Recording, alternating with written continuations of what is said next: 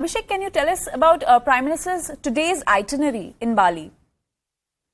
So Prime Minister has arrived on the venue right now.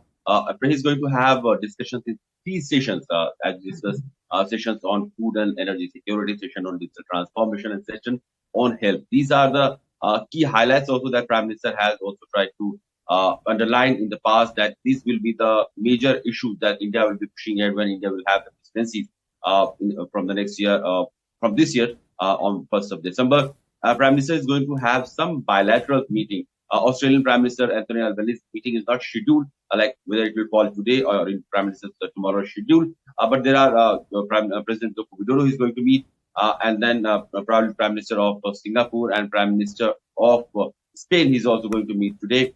And then, of course, in the second half of the day, like 4 p.m. local time, which will be around 1 p.m. 1 and 30 minutes past 1 p.m. In India, Prime Minister will be addressing Indian community in Bali, where, like our guest said, he may highlight the past heritage connect that India has had with Bali and how collectively that can actually become a point from where India and Indonesia can further strengthen their bilateral ties in terms of people-to-people exchanges and in terms of cultural and traditional heritage linkages. So, as we know that Indonesian president is going to hand over the G20 presidency to India at the closing ceremony of this G20 Summit. So, what will be the agenda next year for the summit?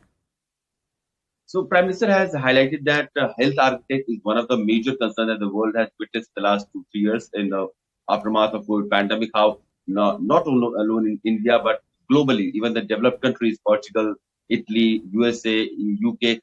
No one country was left and which did not have the massive impact where it was felt that health infrastructure is something that the world should actually focus on, because this pandemic was not one pandemic which will never happen again. There can be other health hazards that will come in the future. So world should always have a preparation for anything that can be upcoming. So better health infrastructure is something that Prime Minister is going to focus.